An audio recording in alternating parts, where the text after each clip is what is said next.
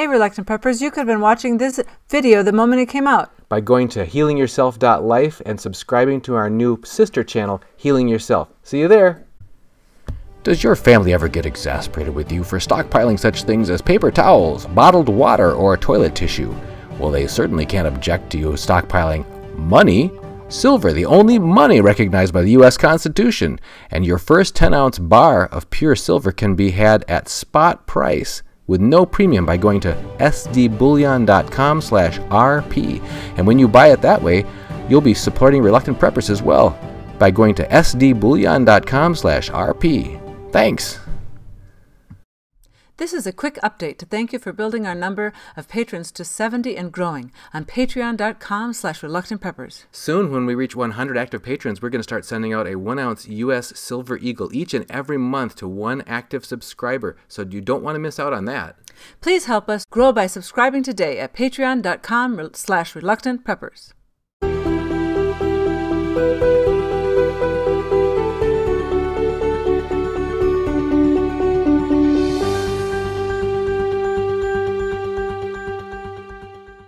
Welcome back to healingyourself.life. I'm Dunagun and Kaiser. I'm Melody Kaiser. And we're here to talk about remedies and resources for healing yourself from Candida. The way that we unfortunately found ourselves subject to Candida was that after being treated for chronic Lyme disease, our antibiotics that we were on had damaged our gut so much and damaged our natural intestinal bacteria and flora that are supposed to, the healthy ones that are supposed to live in your gut, that we had an overgrowth of this otherwise naturally occurring yeast called Candida albicans. And everybody's got it, but it's held at bay just like weeds are held at bay in a healthy yard by healthy grass or whatever, by your healthy flora. But you go carpet bombing your healthy flora with really powerful antibiotics, and there's nothing to stand in the way of overgrowth of this naughty Candida albicans. Yeah, we were trying to do some good healthy things, like we would take probiotics and things like that, but it wasn't enough because the antibiotics just killed those too, and they'll kill your good bacteria as well as the bad bacteria. So if you want to see our other video on it says what, now we have Candida too, that's a different episode, but this one is about some specific supplements we're going to show you, some specific food types that were helpful to us, and some specific references that may be helpful to you in finding your way back to health from Candida. So what should we start on? If you one of the places to find some help is we have one book. There are others things online. This we got from our doctor. So again, you probably want to find a good Candida literate doctor. I mean, the one thing, if this is about the diet, is you can look up the Candida diet online. Yes. Unfortunately, there are many, and when I looked them up, we found out that really if you try to combine all of them, you won't be able to eat anything. So you just have to pick one. And this one goes into, some will say you can eat some different kinds of fruit, and some will say you can't eat any fruit. I started phase 1 or what? So yeah, this one was on phase 1, and on this particular diet, you could eat almost all vegetables except for like corn. Should we show them? Yeah, sure. Okay. Anyway, and this one in particular, I was amazed that you could, because I had been following a different diet that really said no fruit at all, but even on this one, I think you'll notice maybe it's phase 2 that brings, fruits, yeah, watermelon, muskmelon, honeydew, and cantaloupe. So I don't know what is about those particular ones that you can have, but apparently you can have them even on your first phase 1, so that was a great relief that we could eat those things. And that was phase 2. And you move on, you're on several months of each one. Obviously, phase 1 is the hardest, and you will lose weight, especially if you have to take out, and you will have to take out any treats. You will not be eating any sugar whatsoever, and any carbs except for maybe what's in a small amount of vegetables. So there's no bread that you're going to be eating in phase 1, and I don't think in phase 2 either. So by phase 3 it gets a little easier. You can if you're not allergic to oats, I think you can incorporate oats, tapioca, carob, arrowroot, and all unrefined oils. And molasses then as well, which is nice because I just made some what I would call molasses cookies. They're ginger cookies, and so that's great to have that taste and texture again. And I was able to do that. Also, it introduces rice syrup as a sweetener. Yeah, and that actually you get used to it. None of these, believe me, it doesn't compare with. Doesn't taste the same. It doesn't taste the same, but at least you're being able to satiate some of a little bit of your sweet tooth if you had one. And then there's finally graduating to phase 4, where you can add in more whole grains, healthy stuff, but you still leave certain things just completely out, like alcohol, caffeine usually. Yeah, coffee, no alcohol, and again, no processed sugars, no refined processed sugar flour, at all. bleach. Right, and so we've been pretty flours. much trying to stay away. We've started to incorporate in the phase 4 a little bit of honey. I have not yet done honey, but I really should for allergies, and we found a very good local. Right, local is important honey, with honey. yeah. You get the local pollen. Right, so that was very important.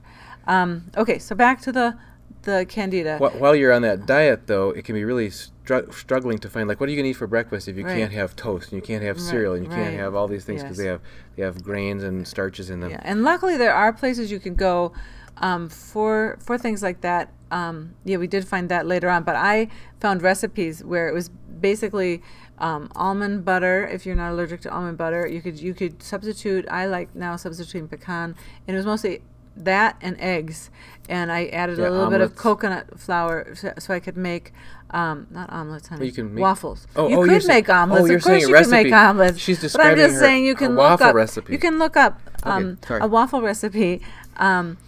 And it worked really great in the waffle iron, so that I felt like I was eating a real textured, tasted bready, and that because I was missing bread a lot, so I was able to make that. And it was very we should good. We should put in here. We will. How about we'll take your recipe, okay, and put it in here so that people can see it, because it's really great. It's really wonderful. Okay. Yeah, and I don't know when you can start incorporating, because we're on the 3rd and 4th phase as far as coconut, because I do use coconut flour. But the peanut, and nuts. But that's why almonds or pecans, not peanuts, because you have to stay away from peanuts for a while too, as well. Right. On the diet. So. Yeah, peanuts are kind of questionable in general for people. I love my peanuts. I came from down south, but peanuts are questionable because they do contain aflatoxin, and they can be hard on your digestive system, no matter what George Washington Carver says. Yeah. But we also found, I don't know how you found this, but there was this brand we found called Julian's Bakery. If you go to juliansbakery.com, I think it is, check it out. They've got not only, this is a granola, and guess what? You think, granola, no way, it's all going to be oatmeal and sugar, right? Wrong. There's no oatmeal and there's no sugar. In fact, there's no grains in here at all. If you look at the ingredients, it is egg white is the #1 ingredient, and then tapioca is the second ingredient. And tapioca did appear in the Candida diet. Maybe not on phase 1. Pumpkin seeds, chia seeds, flax seeds, sesame seeds, coconut oil, shredded coconut, cinnamon, vanilla, and the only sweetness in here comes from monk fruit, which is a non-caloric fruit that tastes sweet, but it doesn't have any artificial sweeteners in there. So, and then a probiotic, Bacillus coagulans. So that's it. But egg white, guys, egg white powder is the #1 ingredient in this. No grains, no sugar. Right, Amazing. That one I will say tastes good. I've not found a protein bar that I like yet from that company, but Lee likes them. Okay. Compared to most protein bars and what's in them, if you have been looking for high protein and you're trying to stay away from things like soy, which can cause estrogen increases in men and women, not necessarily what you want. Fermented soy is okay, but regular soy we found is not good. Ordinary protein bars just contain like half of them out there that say high protein. You look in there, the soy is what the protein is from, or they're particularly high in sugars. A lot of them are, or there are some artificial sugar substitutes like sugar alcohols and other things that can give you gastric distress. Or even stevia, which it's controversial. Right. Dr. Nielsen is not a fan. Yeah, others are. In fact, in this particular book that we got from a different doctor, he recommends on your phase 1 stevia as a sweetener. But that same Julian's Bakery, I don't know if I can hold these up so you guys can see it. And they do not use stevia. They make like 20 different flavors of these paleo or pegan, meaning paleo-vegan protein bars. And if you look at the ingredients on these guys, it's really astonishing. This one says egg white protein, organic fiber from tapioca, sunflower seeds, vanilla, and monk fruit. And this one has some other stuff in there that's different, but the whole idea is there's the egg whites, or they even have some that are based on beef protein, or they have others that are based on pumpkin seed protein. They have others that are based on... Another one, you didn't bring it down, Sachi Inchi is a new... I can run and get it. Okay, he's going to run quick and get it. And I'll talk about some other things that we've used in our toolbox to deal with the Candida. Now, one thing we did use, and some people might be very much against it, diflucan, our doctor gave us, and nystatin. And we used that as well. It can be hard on the liver. It was a smaller dose on the diflucan. And we found that worked quite well. But again, with that, it really does kill a lot of your important things. You want to be taking some really good things long after, you take the diflucan once a day. The nystatin's a little trickier if you do that. It's like 4 times a day. But again, we would take the, I will get them out, the 2 things. Oh my gosh, there's more than that. It's, I can't, there we go. Okay, the Saccharomyces boulardii is a very important one in your toolbox to have because it will rebuild the good bacteria in your body. It pushes out the bad. I think yes, because you're multiplying it. It pushes out the bad yeast, and this substitutes for the very good.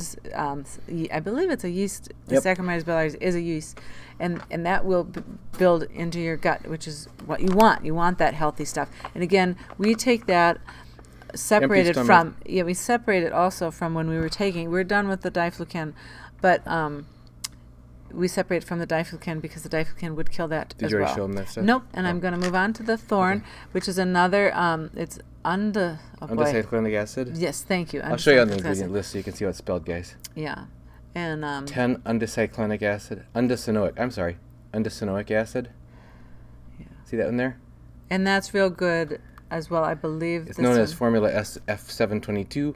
Yeah. And it does say undecyclinic acid on the front. Look at that. Yeah, it does. What do you know? Do you remember what that one does? Because I know our doctor... It actually destroys the Candida yeast, but it also does it by dissolving their protective coating or whatever like that. So that's why we also take this separate from the Saccharomyces boulardii, which take the Saccharomyces in the middle of the night. And then the AMD... Advanced microflora delivery. This one is just a very sophisticated way of supporting your gut health and giving you the ability. It's prebiotics in here, and it helps to get your gut right to support your probiotic, your natural flora. I just ran up because we were talking earlier about sources of high protein, and this is the Sacha Inchi. It's actually a South American. From Peru. They call it the Inca peanut, actually, but you can buy it in powdered form. It's a very high quality, high protein powder you can add into shakes and smoothies and stuff like that. It works great with a vegan or paleo diet. And I think there's one more thing. Oh yeah, back when you were talking about avoiding sugar, like breakfast cereal. Yeah, right. When you get to the right stage of the Candida diet, you're just craving, anything that would be like what you used to enjoy for breakfast. Right. And almost zero of the breakfast cereals out there have like no sugar at all in them. Right. But and no corn, because corn is allergenic and so on. Right. But this Erewhon Bakery makes crispy brown rice, gluten-free, and it has no gluten, no corn, no sugar. Less than 1 gram of sugar. Less than 1 gram of sugar, no sugar added. Right. So it's just what would be naturally in the rice. And we've found for our own self, we do better gluten-free. Our guts just seem to like that for right now.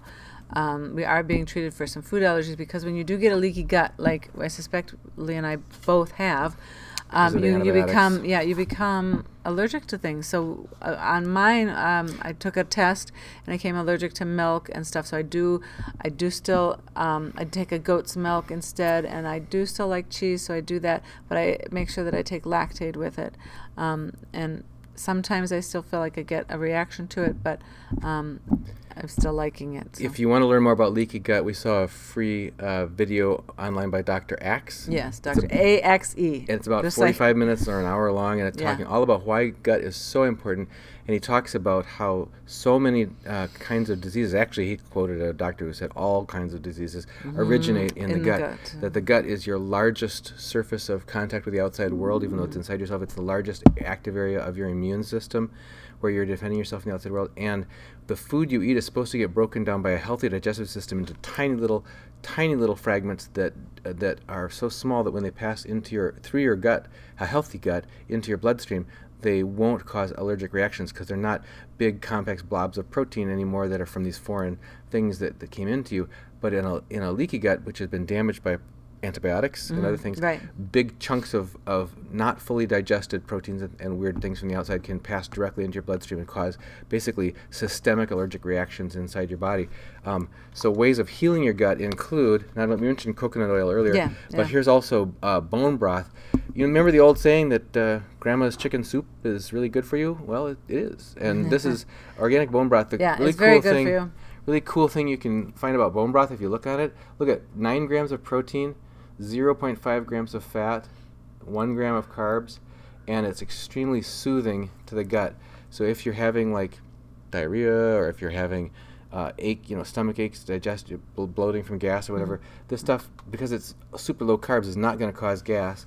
And then you can get it in a powdered form too, which is really good for adding protein into. You can stir this into smoothies or shakes, or sprinkle it on things or whatever. Put it into baking. And get healing your gut and keeping your protein up all at the same time. Right. The other thing we mentioned on our what we take for Lyme video, this is also good for Candida. It's the caprylic acid. It's also for digestive health, and that also comes from coconut oil, and the L-lysine monolaurin, very good for both of those. And let me suggest too, when we take our Saccharomyces boulardii and the AMD that we talked about, any other probiotics that you want to take, yes, I encourage you to take them during the day as well, but take them at night on an empty stomach when you've done, because when you do the caprylic acid or coconut oil, or and we should mention another thing, the grapefruit seed extract is also very good, thank you, for Candida, and it tells you how many drops to take. They also have it in pill form. These things are antibacterial, antiviral, and so they can not help you with the healthy bacteria. Healthy bacteria. It can kill the bacteria too. So you want to rebuild that at a time when you're not taking these at the same time. Yes, and so we take probiotics in the middle of the night as well. When we have an empty stomach, that our body will then absorb them better. Oh, we get to show the diatomaceous earth again, because it's also on our Candida list. Yes. We showed this also on our Lyme video, but if you take a look at this is food grade diatomaceous earth, and again, that's microscopically it looks like razor blades, but to us it looks like just like baking flour, and it doesn't really have any, just maybe a little chalky flavor. You can stir it into a teaspoon into a drink or a smoothie or whatever, even into water. Drink it down, and if you do have overgrowth of Candida yeast, it will shred them in your digestive system and help to bring balance back to that. I think those are most of the ones. Is there anything else we forgot? You know, I was reading just another thing. When you get farther on the Candida diet, pomegranate juice is very good for your brain and memory.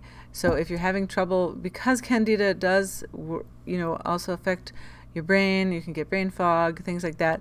There are some certain things to take that are good for your brain health, and pomegranate juice is one of them. And so there's some tips and tricks, some remedies and resources. Oh, there was one more. I'm sorry I don't have the bottle. Lion's mane. I think it's a mushroom. It's a herb, a mushroom, and herbal, and that's supposed to help with your brain health as well, and mental acuity. So those are just some good suggestions. Obviously, you don't have to take everything, but it can be helpful, especially if you're having any brain issues. Thanks for joining us to talk about Candida and how you can take steps to help yourself heal from it and return to being able to eat a normal, well, not a modern diet. Don't go back. Don't go back to eating junk food and processed foods and bad stuff. Right. But you can eat back to a healthy, normal diet diet that our ancestors enjoyed with great health. Right. And I think, the longer, I've been on the Candida diet, different phases, obviously, for about a year almost now. A year, almost a year. And so you end up, for me, yeah, I would still like some M&Ms, but it's not like I crave them anymore. So the healthier you eat, like McDonald's, who wants to go to McDonald's? So, yeah. So, as you improve, some of the temptations that you have now that you might be craving, they'll go away later and ease, and you'll find that you actually crave healthier food. Yeah. And some people will go to, there's the paleo diet and there's the ketogenic diet. In the ketogenic diet, really, you won't be eating a lot of fruit if you do that. I tend to like fruit, and I think fruit is healthy. I love watermelon, and that is okay on the Candida diet that we're on. So again, you'll find what works for you, and whether you want to stay away from, for us, we now are incorporating, and have been for a while, potatoes and yams and rice, but we're not going to full bread again. We just don't really desire it. We'll do gluten-free. We're trying to stay away from yeast, but there is yeast in some of the breads that we've started to eat. But and we seem to be doing okay on that. So again, there are phases. So, and I think you'll find you'll just crave healthier food. Hope that some of these ideas are helpful to you, and feel free to add your own suggestions that you are aware of, or links or the names of books, or links to online articles or videos that you found particularly helpful in healing yourself from Candida albicans, or Candida. And you can say it either way, apparently. And thank you very much, as always, for joining us here on healingyourself.life. Thank you.